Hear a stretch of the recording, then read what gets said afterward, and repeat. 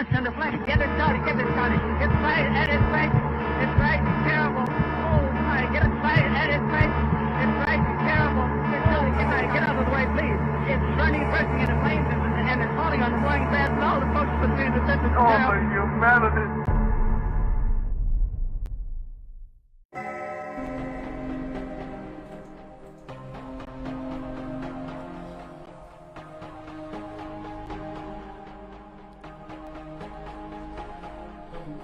Estamos en vivo ya. ¿Cómo están? Ah, ya. Hello. Buenas, buenas jóvenes. ¿Cómo se encuentran? No tan jóvenes a esta altura, ¿ve? ¿Tú dices por la hora de empezar el Sí. Estamos bastante viejos. Estamos un pelo atrasados, pero saliendo. Queremos darles la bienvenida a nuestros Ramón está ahí fuera de auditores. Vamos a arreglar la cámara. ¿Cuál es mi cámara? Auditores. Esta que de estamos reparando aquí. Fantasmas, en esta noche de sábado, en esta nueva temporada, inicio de nueva temporada, tercera temporada ya de Fantasmas.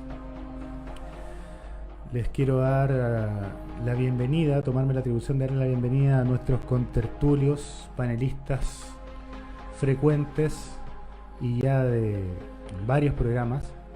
Esteban, que está a mi siniestra. ¿Cómo estás, Esteban? Yo muy bien, Ramón, muchas gracias. ¿Y tú cómo estás? Sentado en este momento. En esta particular noche. Ah, sí. Estoy bastante bien. Alejandro, ¿cómo estás? Muy bien, con una obsesión. Quiero cerrar la puerta que está a tus espaldas, por favor. ¿Ves a alguien mirando? O una sombra pasó recién ahí. Estamos solamente los 5 en esta Cierto. conversación. Tomás, ¿cómo estás, Tomás? Bien, Ramón, ¿cómo estás tú? Muy bien, muchas gracias. Nos acompaña también Felipe. Felipe en los controles. Felipe está en los controles. Ustedes no lo oirán, pero está ahí. Él es telépata. Tenemos un programa súper interesante hoy como inicio de temporada. Estamos, como ya les decía, bastante contentos de estar. Les damos la bienvenida a este programa. Así que, ustedes ya lo saben, abrigarse hasta la mollera, que aquí comienza Fantasmas. Muy bien. Hoy tenemos un programazo, diría yo. Es un programa interesante porque, bueno, lo hablábamos recién. El programa se llama Fantasmas. Así es. Y más allá de lo obvio y lo evidente de lo que nosotros entendemos como fantasmas, creo que este programa se hace cargo de esos fantasmas que todavía pululan, que todavía están ahí, presentes en nuestra sociedad y que todavía o no queremos ver y por otro lado no nos queremos hacer cargo. Vamos a hablar esta noche de al menos 3 casos de crímenes sin resolver, los 3 terribles femicidios. Así es.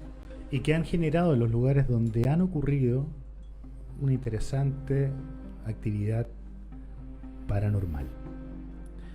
Hoy vamos a hablar de fantasmas. Y como muy bien decía Alejandro, de aquellos fantasmas que se han enquistado en nuestra sociedad. Aquellos fantasmas que son muy difíciles de ver. Aquellos fantasmas que habitan en lo más oscuro de nuestra vida diaria, que están ocultos probablemente detrás nuestro, detrás de nuestra sociedad, detrás de cada hogar donde habita alguna familia, donde habitas tú que estás escuchando esto. Vamos a sacarle la sábana a esos fantasmas. Vamos a hacer bastante memoria con casos emblemáticos ocurridos en regiones. La Serena, en las cercanías de Copiapó. Sí, Ñuble. Y en el sur también. Así que esos son las cartas que tenemos esta noche. Vamos a partir con el tema emblemático por excelencia en la zona, conocido por los serenenses antiguos. Probablemente los nuevos serenenses no lo conocen, no lo han escuchado, pero en el último tiempo se ha hablado así porque hemos estado de aniversario de lo que ocurrió en diciembre de 1966 en un lugar que en esa época se llamaba la Chacra Julieta, que actualmente es el sector de Gabriel González Videla con calle Las Higueras. Nosotros hemos estado ahí, tenemos un testimonio de hecho que es inédito, Exacto. que lo sacamos de uno de los vecinos. Y vamos, tira primero el primer dato, Ramón, por favor. Bueno, este crimen, que se le ha denominado también el crimen perfecto, lamentablemente. Ocurre la madrugada del 25 de diciembre de 1966. La noche entre el 24 y el 25. Exactamente, de la Nochebuena, ¿verdad? La víspera de Navidad hacia Navidad. Ocurre lo siguiente. Una familia compuesta por una mujer y 3 niñas son brutalmente asesinadas. El crimen se trata de encubrir con un incendio que finalmente se frustra. Son 2 niñas. Son 2 niñas, perdón. Sí, 2 niñas. Una mujer con sus 2 hijas. Dentro de este crimen, que fue bastante impactante en esos años, aún lo es, sus ecos aún resuenan en los vecinos, lo vamos a ver más adelante. Han ocurrido varias cosas, varios hitos. Nunca se encontró el culpable. Las víctimas, todas mujeres, todavía no encuentran descanso. Y en ese sentido hay harto paño que cortar, y es lo que vamos a tratar de hacer esta noche. ¿Qué ocurrió la noche del 24 al 25 de diciembre, Ramón? Estamos hablando de los asesinatos, los femicidios de Dagna Olivares y sus 2 hijas, Silvia, que tenía 10 años, y Miriam, que tenía 5. El esposo de Dagna Olivares, Salvador Galvez, trabajaba en el rubro de transportes. Así es. Y esa noche, y quienes vivimos en la región de Coquimbo, sabemos que estamos el 24 en vísperas de la Virgen de la fiesta de la Virgen de Andacoyo, ¿no es cierto? Por lo tanto, el marido esa noche estaba trasladando personas desde La Serena a Andacoyo. Así es. ¿Qué más sucedió? Mira, el relato que hacemos de Dagna ese día es cuando ella va al centro de la ciudad a hacer unas compras, se encuentra de vuelta con su hermano, que también tenía un camión, la trae a la casa, a su casa ubicada en ese sector, en el sector de la Chacra Julieta, una casa una casa de madera con piso de tierra, donde ella vivía con sus 2 hijas y su marido. Consignemos que en esa época La Serena, lo más urbano, llegaba hasta Guangualí, me imagino, ¿no es cierto? Llegaba hasta Guangualí, efectivamente. Claro, por lo tanto, habían varias cuadras de ahí que eran simplemente áreas dedicadas al cultivo. Claro, que es una chacra finalmente, Correcto. ¿verdad? Un terreno donde se cultivan verduras fundamentalmente. Dagna llega a su casa, se despide de su hermano. Esa sería la última vez que su hermano le habría La va a dejar a la casa esa Exacto. tarde. Ella se baja, está con sus hijas, les prepara alimentos, las hace dormir. Luego llega el marido, que estaba en tránsito, ¿verdad?, en estos viajes que hacían de Andacoyo. Cenan algo. Él se despide de su hija, una hija que despierta, ¿verdad? Le ayuda a su esposa a trancar las puertas por un tema de seguridad, y él se va. Esa sería la última vez que Y quedan las 3 mujeres solas, claro, en la casa. ve a su mujer y a su hija vivas.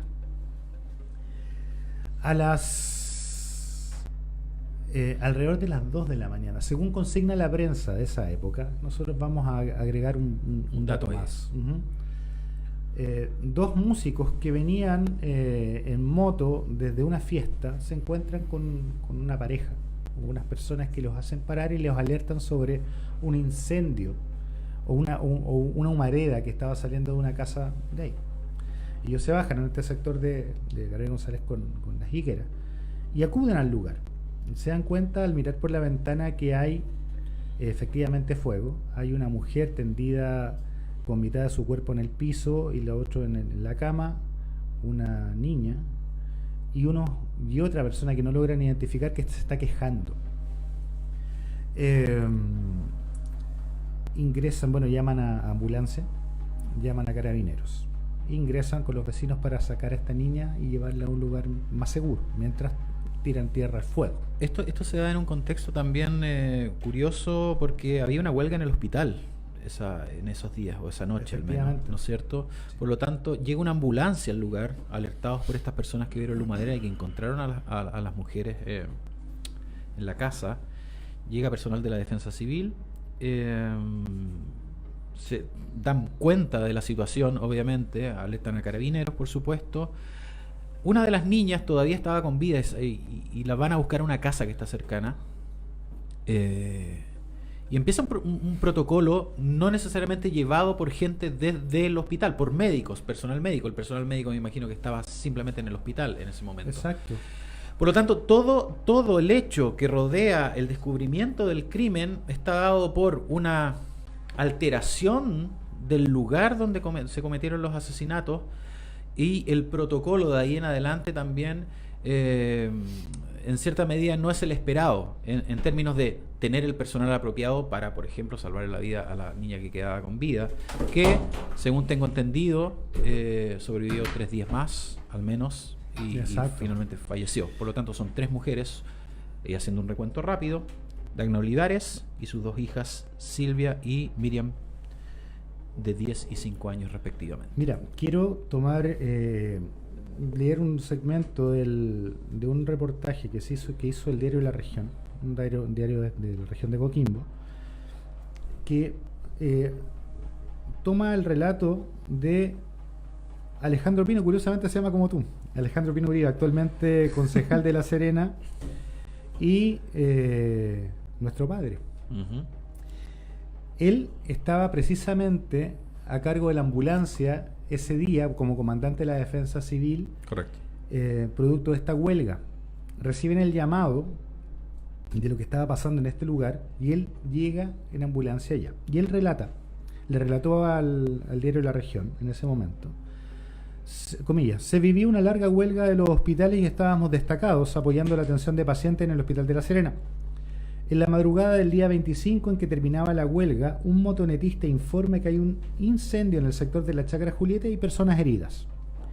El médico de turno me encomienda concurrir en una ambulancia con algunos voluntarios para verificar la denuncia. Previamente me advierte que si alguien está fallecido no se le debe mover del lugar, un protocolo judicial. El cuadro que encontramos en el lugar impresionaba. Era una modesta cabaña con piso de tierra. Cruzando la puerta había una mesa aún puesta con restos de una cena de Navidad. Siguiendo a la derecha una pieza, creo que con 3 camas. Semi recostada con la parte inferior del cuerpo apoyada en el suelo de tierra, estaba la madre con la parte superior del cuerpo quemada y muy golpeada con algún elemento contundente. Debí constatar si se encontraba con vida para ser trasladado inmediato al hospital. Se puede constatar si hay vida tomando el pulso en una arteria del cuello o en un brazo, pero en este caso no era posible y lo terminé haciéndolo con sus pies. Ella se encontraba descalza. Me pareció percibir una pulsación muy débil, pero luego de un minuto no había signos de vida, nos relata. Pino recordó que una de las menores quedó con vida, aunque en muy mal estado. Nos dieron la dirección de una casa cercana donde se había trasladado con vida a otra de las hijas, pero con heridas y graves quemaduras, ya que luego de la criminal agresión se prendió fuego al lugar. Me tocó firmar con el médico de turno el certificado de defunción de las víctimas cuando me retiré, y cuando me retiré de Chacra Julieta aún no llegaba la policía. Complejo y impactante.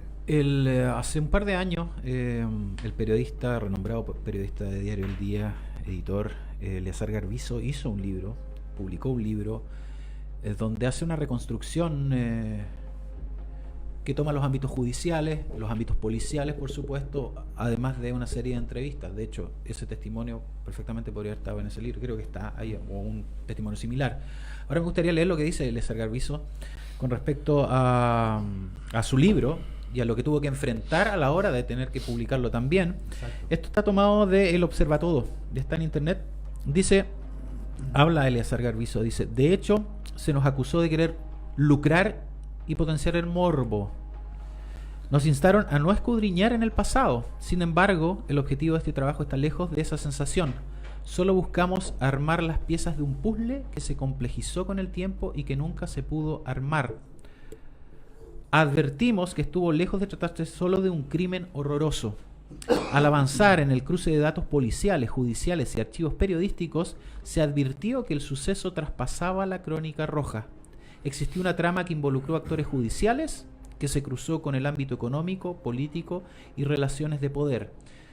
Nos da la razón en términos de lo que hablamos al principio, cuando nos hacemos cargo de estos fantasmas que quedan ahí. No es casualidad, y es el signo de los tiempos que estamos viviendo como sociedad, que estos crímenes, como vamos a ver más adelante en los otros casos que vamos a conversar, cometidos contra mujeres quedan en esta especie de limbo. Nadie se hace cargo. Sí, Impune. Por fantasma nos referimos a las responsabilidades de la gente, de las instituciones. Inmanente que queda y que hay que levantar la sábana para hacerse cargo. Eso es lo más valioso del trabajo de Eleazar Garbizo y por qué estamos tratando también este tema. No hay mucho más que decir en torno al caso en sí, está todo dicho y todo investigado, pero hay algo más que decir. Hay algo más que decir. Exacto. Encontramos hoy, reporteando en el lugar, un testigo que nos dio su versión de lo que él vio, que es inédito. No está en el trabajo periodístico que hizo Eleazar Garbizo, que se tradujo en un libro, ni en ningún reportaje de la época. Este testimonio es de un vecino. Y adivinen qué.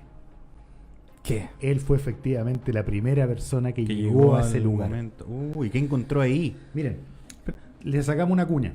Antes de continuar, ¿Sí? ¿en qué lugar vive este vecino? En calle Las Higueras. Él pidió reserva de su nombre. Sí. La grabación no la hemos podido editar porque está muy reciente. Ujú. Por lo tanto, no la van a encontrar muy pura.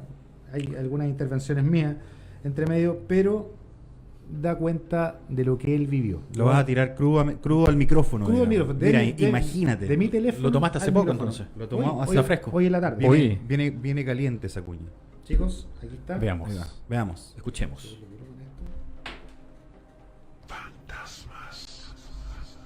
No, sí, me contó una historia. ¿Cuál era su nombre? Le dijimos sin nombre. Ah, pero sin nombre, ya.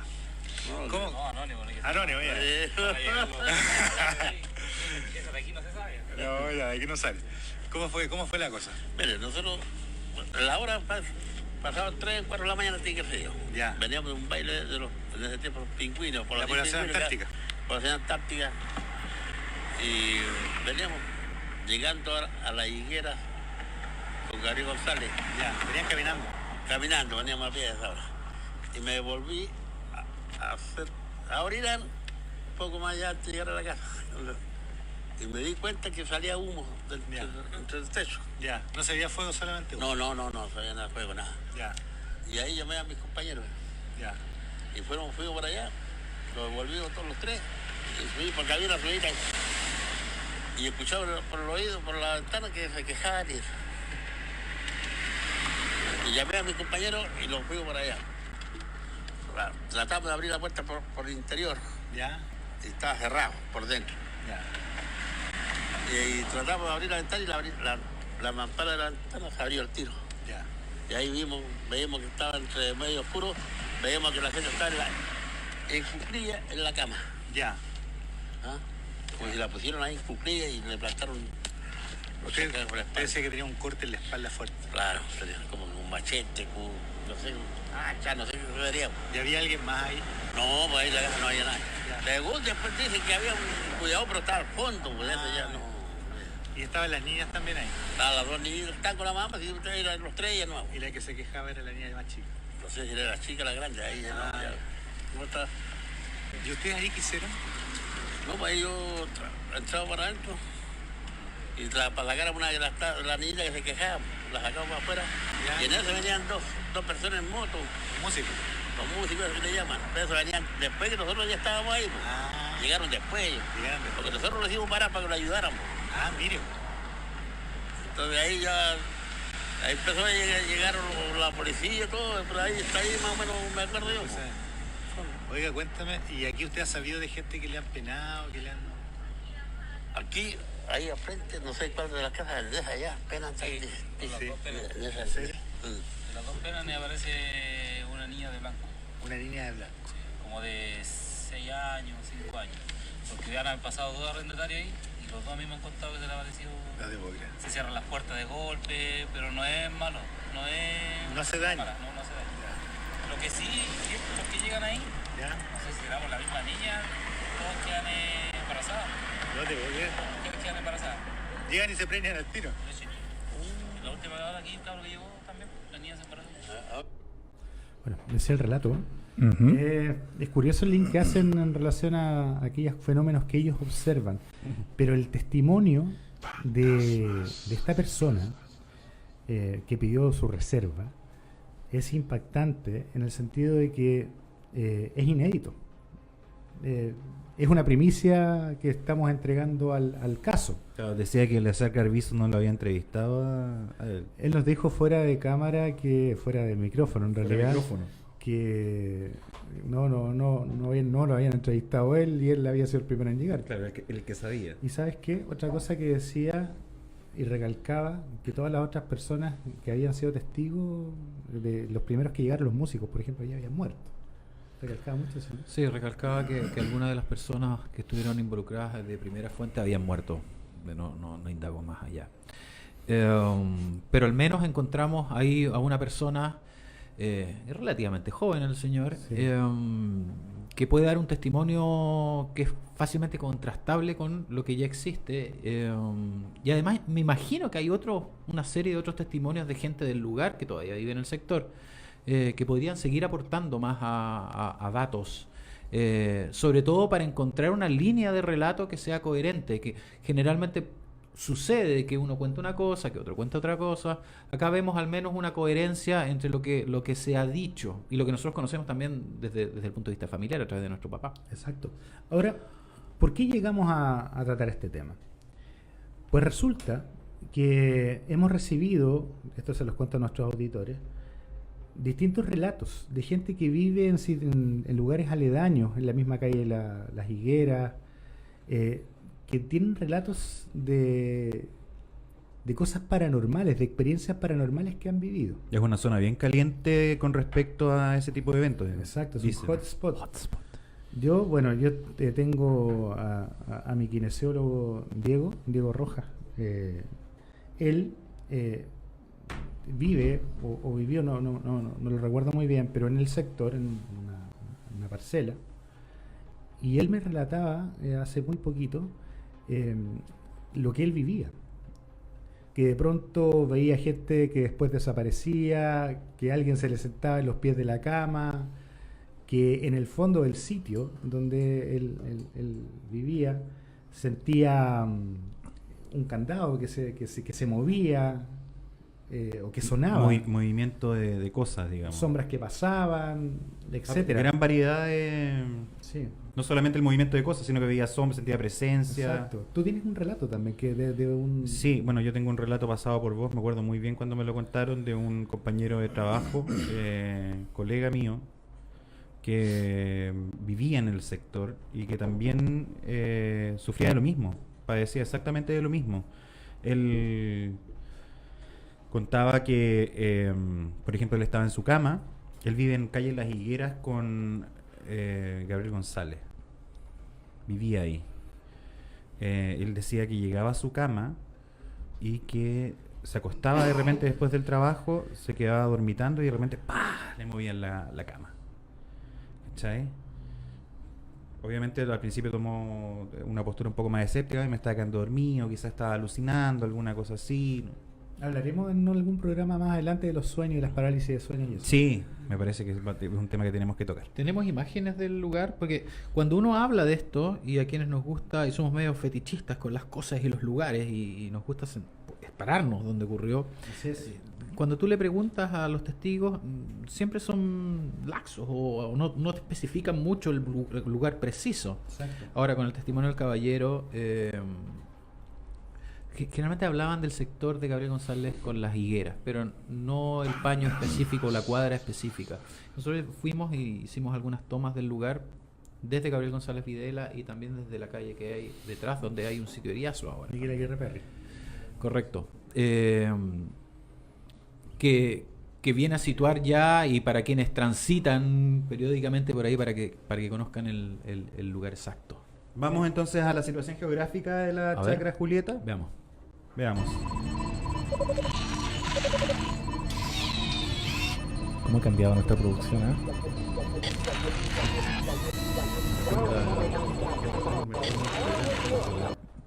Sí. Eso es Gabriel González Videla, y el lugar es este, el que se está mostrando ahí. Está pasando rápido la cámara, pero es esa esquina. Con Nueva Pedro Castillo. Que está ratificada por el testigo con el que hablamos hoy.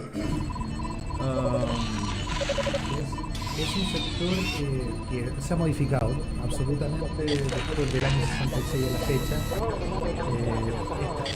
La ciudad creció explosivamente. Esa era una ciudad de La Serena de tierra. De tierra, ¿no y caracterizada por grandes extensiones de tierra de cultivo, con pequeñas cabañas o caseríos, donde vivían aquellas personas que hacían de labores en esa misma tierra. Actualmente hay casas, poblaciones. Ya prácticamente está en el centro de la urbe. Está, claro, exactamente.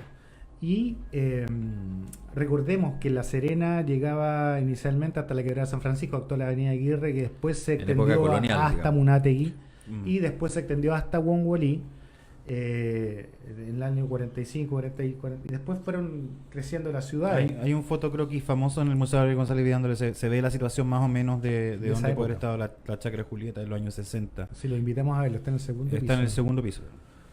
En todo caso, el Museo Gabriel González Videla está cerrado, o sea que le están haciendo reparaciones. Y esa fisionomía y que ha generado, digamos, esta modificación, ha hecho que sea difícil ubicar el lugar exacto, ya que nadie lo precisa muy bien, porque ha pasado mucho tiempo y ha cambiado mucho la fisionomía. Esta persona que entrevistamos, que nos dio la cuña que recién revisábamos, nos dio el lugar exacto, nos dijo, esa es la casa, ese es el lugar donde estaba emplazada la casa.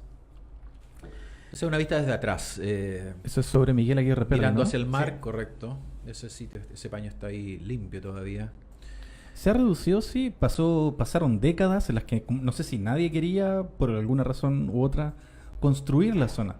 De hecho, Miguel Aguirre Perry estuvo cortada muchos años ahí. Claro. Y solamente eran las higueras, y para llegar a Miguel Aguirre Perry tenías que darte una gran vuelta por cisternas. Entra por calle República, no me acuerdo cómo se llama. Hoy conversando con algunas personas que en esa época tenían 20 años, me contaban que gente de su generación que posteriormente compró casa en ese lugar abandonó sus casas. Se fueron. Porque la actividad paranormal era bastante. Nosotros dentro del reporteo que hicimos también entrevistamos a una vecina que es bastante joven, en realidad no vivió la época. Sin embargo, vive en ese sector, justo cruzando la calle, justo en la esquina, cruzando Gabriel González Videla, norte, sí. Entre la higuera y Gabriel González Videla. Y ella nos relató lo siguiente. También, nuevamente, súper en bruto la grabación, les pido disculpas, pero fue así, en la calle, conversando con esta persona que estaba en el antejardín haciendo labores. Le preguntamos directamente si es que ella vivía o había vivido alguna situación paranormal. Aquí está la grabación. ¿Cuál es su nombre? Teresa Araya. Doña Teresa, ¿cómo fue la historia que le pasó? Yo me pongo a rezar y empieza a temblar la casa entera. ¿Ya? Empieza a temblar la casa entera, y si uno está acostado en la cama se mueve la cama así. Incluso a veces se siente como que hay alguien abajo de la cama que te levanta la cama. ¿Y eso cada cuánto tiempo pasa? Cada vez que uno reza. Tembla todo. Cada vez que uno yo reza. le pregunto a mi hermana, ¿dónde tembló? En Copiapó, en Punitaqui. Pero acá no. Que tiembla en Punitaqui. ¿Y usted siente aquí que se le mueve la cama? También tiembla para allá, para la higuera. ¿Usted siente aquí que se le mueve la casa? Se me mueve la cama, empieza a temblar toda la casa. Y una vez sintió que... Hubo un temblor tan fuerte en estos días aquí en Serena que hubo un apagón en toda la Serena. Oiga, ¿y usted me dice que una vez sintió que alguien entraba? A veces entra a la casa, pero son los gatos que mueven la puerta. Ah, ya. Son los gatos que mueven la puerta. A veces se escuchan voces. ¿Se escuchan voces? ¿Y escuchan algo que usted pueda entender? Un día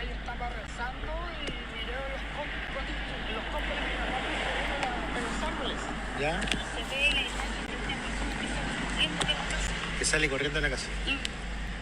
Incluso a veces veo fantasmas que están dentro de la casa y como yo rezo tanto, arrancan de la casa y se van. Se suben en un colectivo como un pasajero más. ¿En serio? Wow, ¿y eso le pasa muy seguido? No, y aquí pasa gente, por ejemplo, que ha muerto y después uno tanto rezar vuelven caminando como si estuvieran vivos. Ay, qué terrible. El relato, sí, es Fuerte. fuerte. Tiene... Bien condimentado Sí, tiene algo la situación. Sí, de hecho yo lo miraba, cuando me lo relataba yo lo pensaba en términos cinematográficos porque eran imágenes Que fantasmas se subieran a los colectivos. Sí, notable.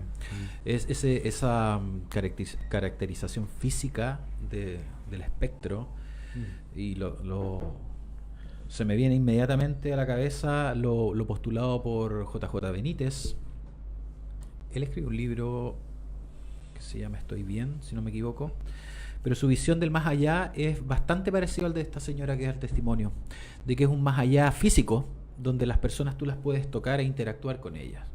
Y la pregunta que yo te lanzaba hoy día cuando escuchamos la primera vez la grabación es ¿cuántas personas en el centro, por ejemplo, de La Serena realmente Están vivas y ahí. están vivas de otra manera, digamos? Exactamente. Correcto.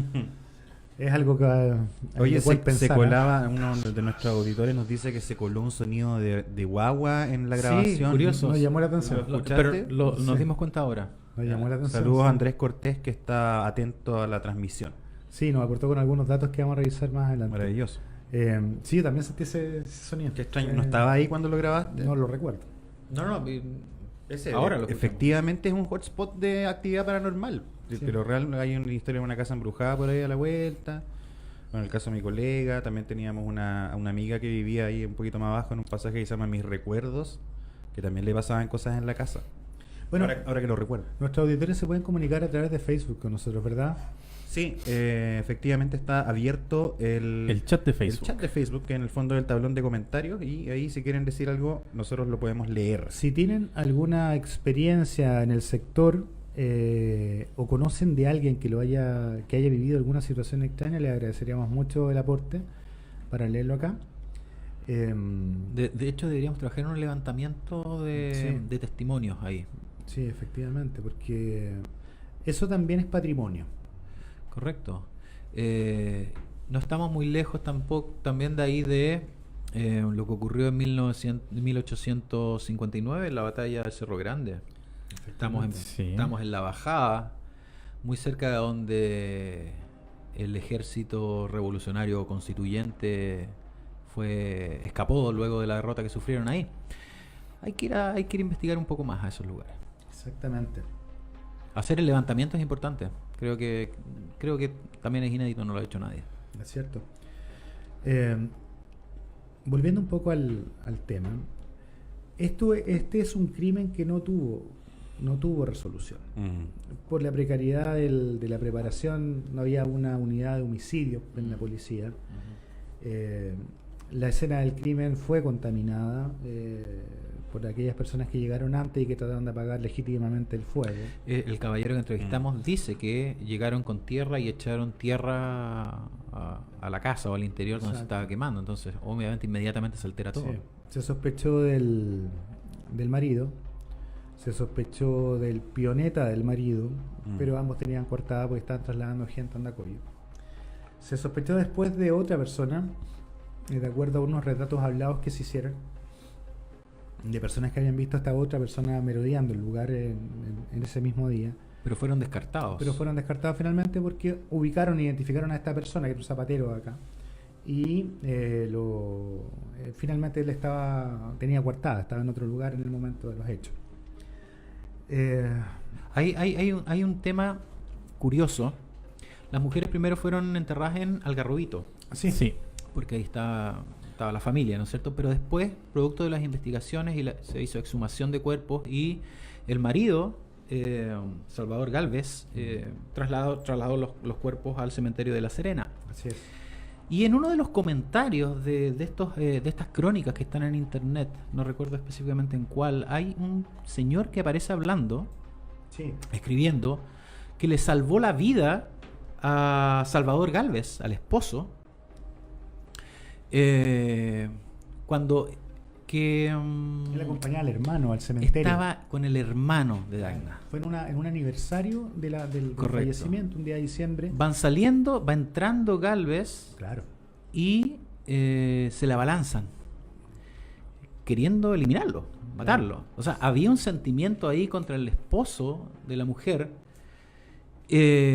fuertísimo. No especifica qué año fue, pero para esa persona, para la familia de Dagna al menos, seguía siendo un sospechoso Exacto. el marido.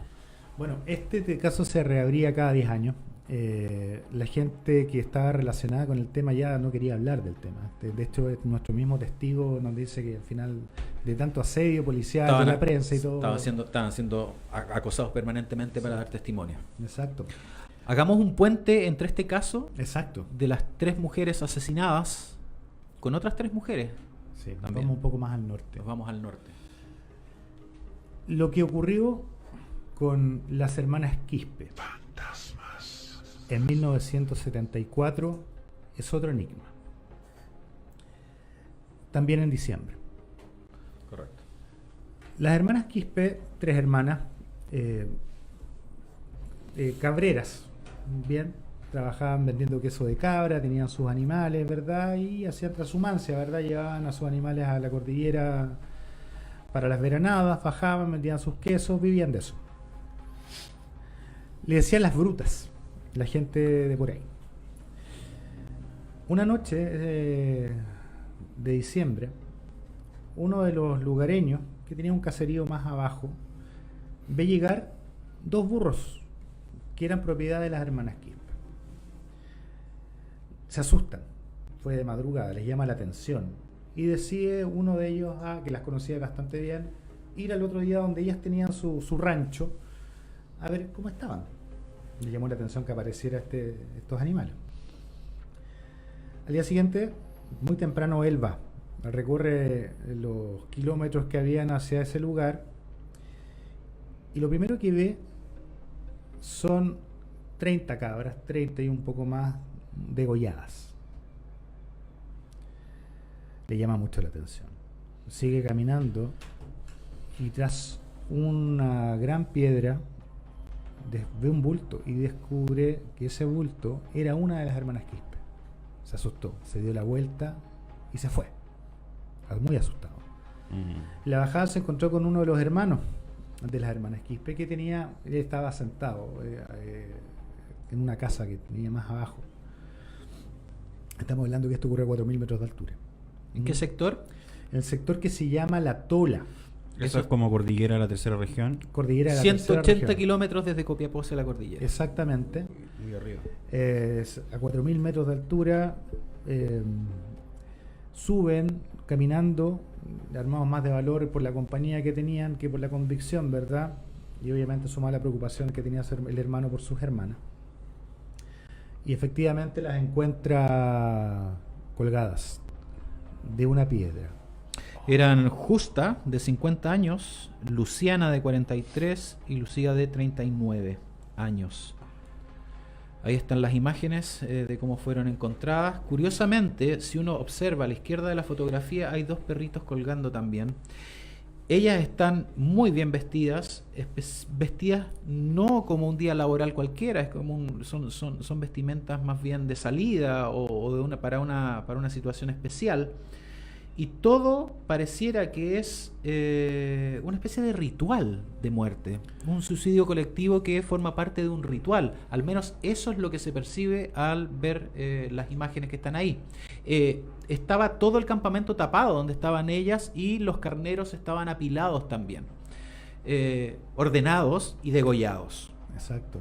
Ese es el escenario. Hay varios Tomás. No, finalmente la versión oficial es un suicidio. Las hermanas Quispe matan al ganado, matan a los perros y se matan ellas. Eso es lo que se dice. Esa es la versión oficial. Y viendo la fotografía, uno pareciera que las 3 saltan juntas. Sí, bastante coherente. Están amarradas, además, amarradas al cinto, ellas las 3. Vestidas. A ver, son varios detalles. Primero, no tienen ningún tipo de signo de violencia ni de lucha. Segundo, están vestidas con ropa limpia. Decía el carabinero, uno de los carabineros que llegó ahí, que tuvo que revisarlas y todo el tema, que hasta su ropa interior estaba limpia.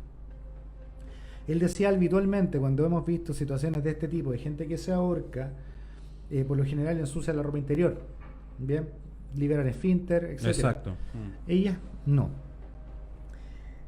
Otra cosa es que están vestidas con ropa, bueno, lo habíamos dicho, con ropa limpia, pero es la ropa que ocupan como de viaje, bien. Es como cuando bajan a Copiapó, por ejemplo. Exacto. Hay un contexto histórico. Esto es del 74, el posterior al golpe militar. Se habían dado dos noticias que las afectaban directamente. La primera era que se iba a prohibir el ganado caprino por el daño que hacían en la fauna, en la flora, En la flora, sí. que podía erosionar la tierra. Y por otro lado, no sé si, Alejandro, tú te acuerdas del otro contexto histórico que había. Uno era el tema del SAC, ¿verdad? Que había prohibido el tema de las cabras. Habían, y había otra tenemos más. que quedarnos con la idea de que iban a haber mayores regulaciones, sobre Exacto. todo con etnias transhumantes. Exacto. Eran de la etnia Coya, Exacto. con un vínculo que no tiene fronteras como las conocemos nosotros. Exacto. La dictadura propiamente tal empieza a tomar control, sobre todo de los pasos fronterizos, suponiendo de que puede haber un escape de gente de izquierda, Exacto. o gente que están buscando ellos, que se oponen a las ideas de la dictadura. Por lo tanto, ese lugar donde habitan es un lugar de paso. Exacto. Hay varias restricciones, al menos a la vida habitual que ellas llevaban hacía décadas. Exacto. Eso iba a obligar que ellas tuvieran que dejar aquello, lo único que sabían hacer, y buscar suerte en la ciudad. Y solamente una de ellas había tenido una experiencia en la ciudad y al parecer no había sido muy grata. Por lo tanto, está el motivo, está la escena que es coherente con el tema ritual. Sin embargo, hay otra versión que se indica precisamente a su actividad de transumantes como resorte para ayudar a personas ajenas al régimen, Claro. a la dictadura, que Entiendo. querían pasar a la cordillera argentina. Querían escapar. Y que hubo presencia militar en ese momento también. Ellas se mostraban asustadas y que eso finalmente pudo haber sido por mano de los militares la muerte, digamos, atribuible a terceros.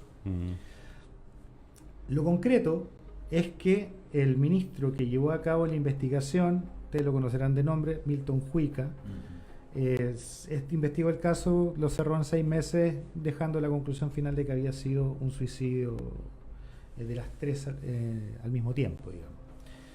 Un antropólogo comenta en un documental que se hizo, que es el que estamos tomando como referencia, que existía dentro de las poblaciones indígenas cordilleranas estos rituales, ¿verdad?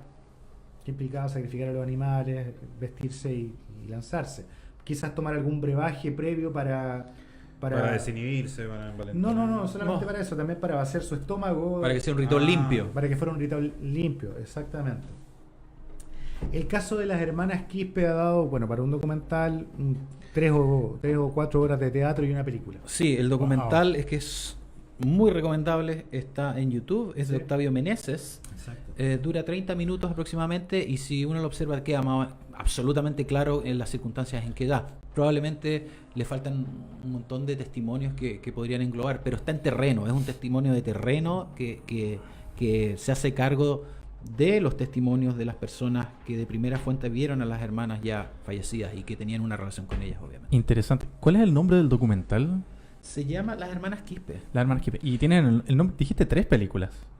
Y obras de teatro. Una película. Las película. otras son obras de teatro. Y Ah, obras una de película y teatro. 3 horas. ¿Cómo Sí. se llama la Las película? Brutas, de hecho, es una obra de teatro que fue reconocida, donde hay actrices conocidas también. ¿Y la película cómo se llama? Creo que también se llama Las Frutas. Las Brutas.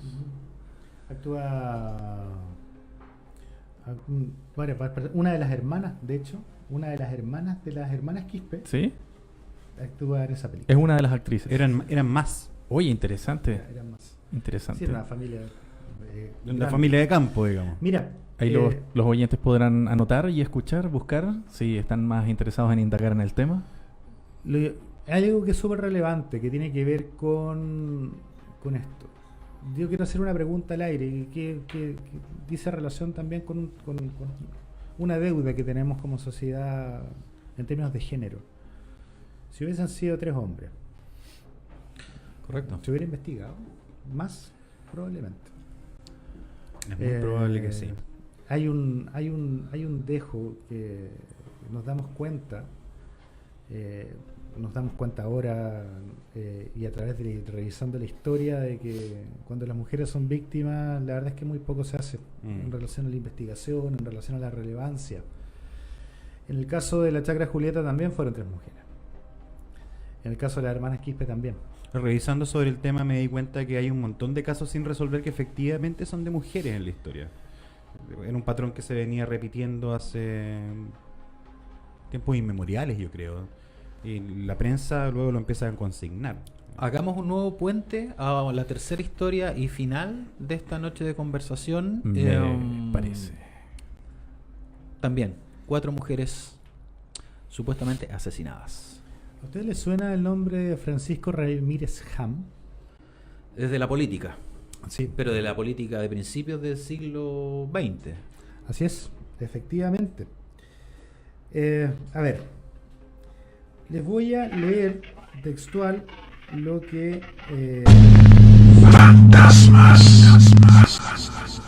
en un diario de la prensa que se llama La Discusión, en 1907.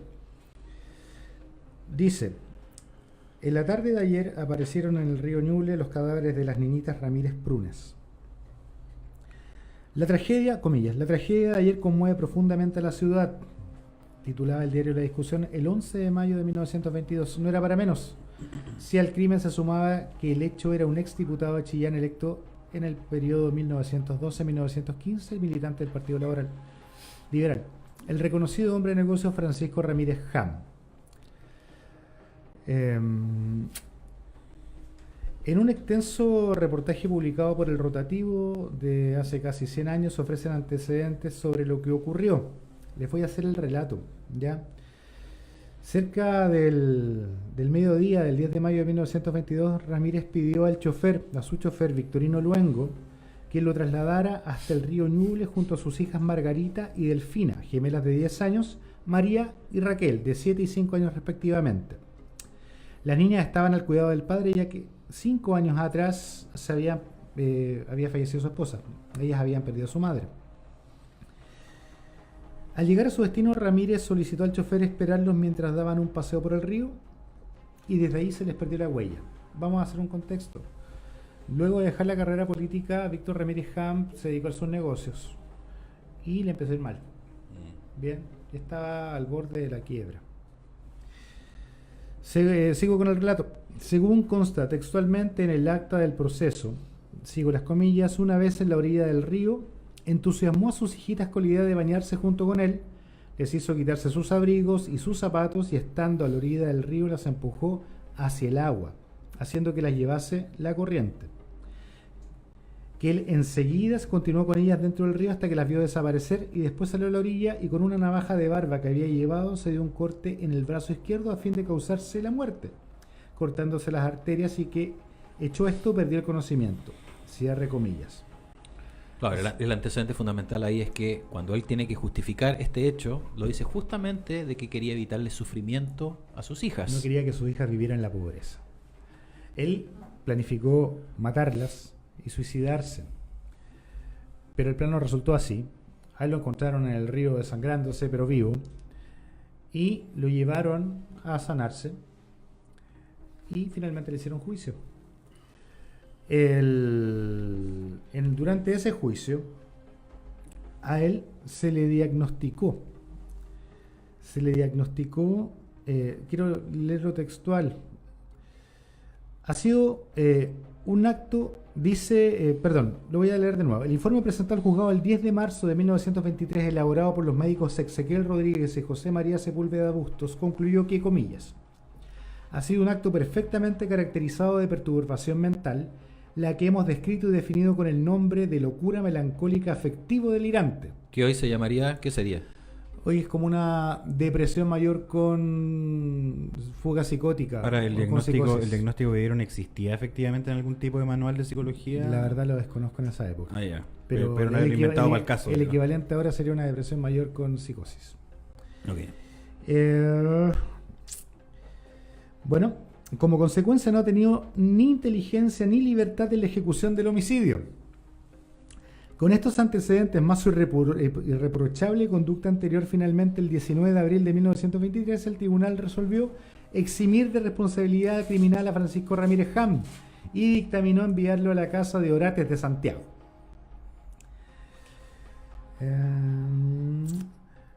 Bueno, Qué tremendo. perfectamente pudo curarse con un tratamiento adecuado, convenientemente, y todo indica que así sucedió, pues Francisco Ramírez Ham, sin haber cumplido un día de cárcel por sus 4 crímenes, rehizo su vida en Santiago y contrajo nuevamente matrimonio en 1930.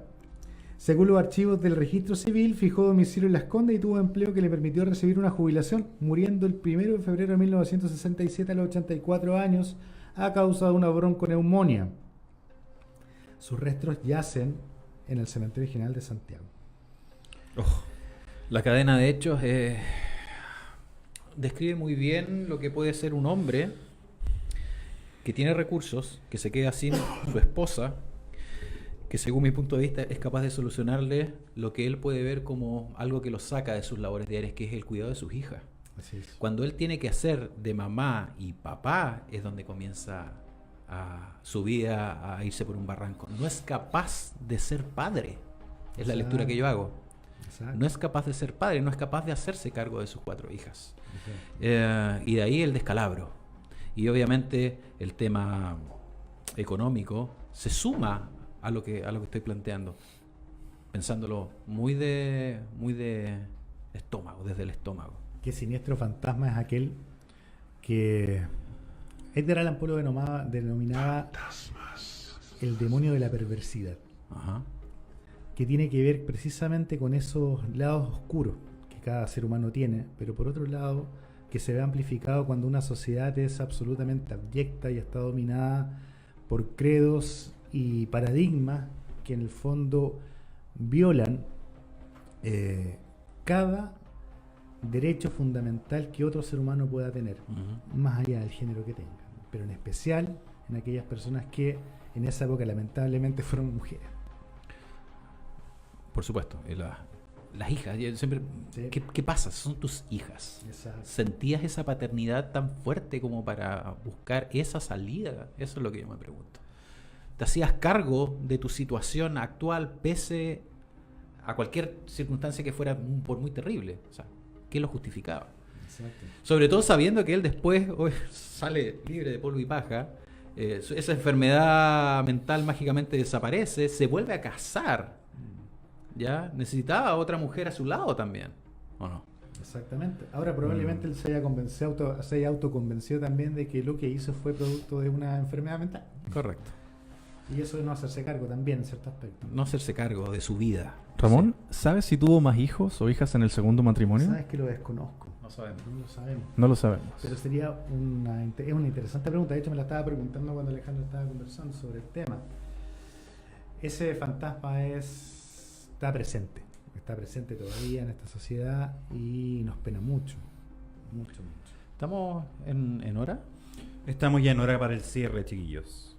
Oye, hablando de los fantasmas como figura central de esta conversación, quiero recomendar una película que se llama A Ghost Story, una historia de fantasmas. Buenísima. Una película atípica. Creo que está en Netflix, yo la había visto antes. Pero habla justamente de estos fantasmas que pululan más allá de lo evidente, que son esto que nos persigue, las relaciones mal llevadas, por ejemplo, responsabilidades mal ejecutadas. Esos son los verdaderos fantasmas. Y esta película, que es una película de planos muy largos, con una fotografía exquisita, cuenta la historia de este fantasma que no es capaz de soltar eso. Y transcurre a lo largo de años y años. Es un fantasma que queda atado a un lugar y visita ese sitio, ese lugar, durante siglos. Ve a los colonos llegar, ve una ciudad del futuro por sobre donde estaba su casa, sin poder soltar la vida que estaba llevando cuando falleció. Y es una película realmente recomendable, muy, muy, muy bella, poética. ¿Da miedo? Da miedo, pero no a través de lo evidente. Da miedo a través de lo que a ti te causa dolor y no puedes dejarlo atrás. Recomendado, la recomendación ya está hecha. Estimados amigos, les agradecemos mucho. Les invitamos a pensar y a reflexionar en esto, en sus propios fantasmas. No hay nada mejor que conocer a tu propio fantasma y quitarle la sábana.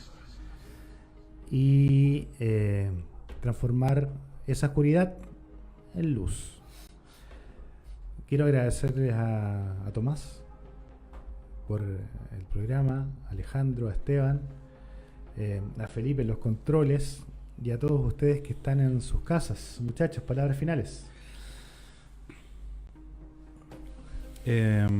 Bueno, finalmente hay un común denominador en todas las historias acá, el drama de la mujer ante los abusos históricos que se han cometido contra ella. Hemos visto cómo los crímenes eventualmente cometidos con mujeres no han sido resueltos.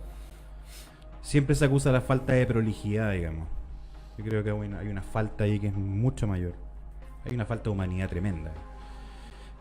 Ahora que está tan en boga el tema, es importante visualizarlo también, darte cuenta por qué la gente marcha en las calles, por qué sale multitudinariamente a manifestarse por algo para lo cual algunas personas no existen, digamos.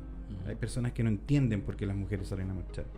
Bueno, estos 3 casos evidencian de manera grosera cómo se trataba el tema de las mujeres, la violencia y el asesinato contra ellas, de manera histórica. Está ahí, la evidencia está ahí. La evidencia está totalmente ahí.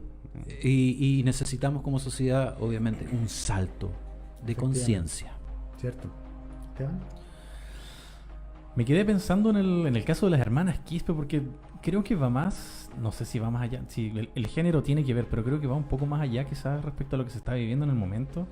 Quizás el hecho del género lo hizo un poco más fácil. Correcto. Pues bien, estimados amigos, estimados auditores. Nos veremos Sí, nos veremos. ¿Nos veremos la próxima semana, tal vez? Claro, este es el primer episodio, este es el episodio 0, es el piloto de la nueva temporada de Fantasmas. En este formato. En este nuevo formato. Las 2 temporadas anteriores fueron siempre en un formato radial. Solo audio. Solamente audio. Ahora ya incluimos cámaras. Tenemos apoyo de material audiovisual. Tenemos un director ahí que está moviendo todas las perillas atrás. Les vamos a presentar a Felipe, quienes no lo conocen. Voy a robarme la cara. Ahí está Felipe detrás de los controles. El tema, y eso es lo que se viene para esta temporada, que esperemos no termine de una forma tan abrupta como la vez anterior, como las otras y de como una las manera veces, tan como las veces anteriores. Misteriosa. Bueno, de eso vamos a hablar en el segundo programa. El segundo programa vamos a hablar qué pasó con las otras temporadas de Fantasmas, sin duda. Y todas aquellas cosas extrañas que pasaron. Okay. Bueno, amigos, destápense la mollera nomás. Recuerden, cuando caminen por el centro o cuando tomen un colectivo, fíjense bien en la persona que está al lado, porque podría no estar ahí. Buenas noches. Buenas noches.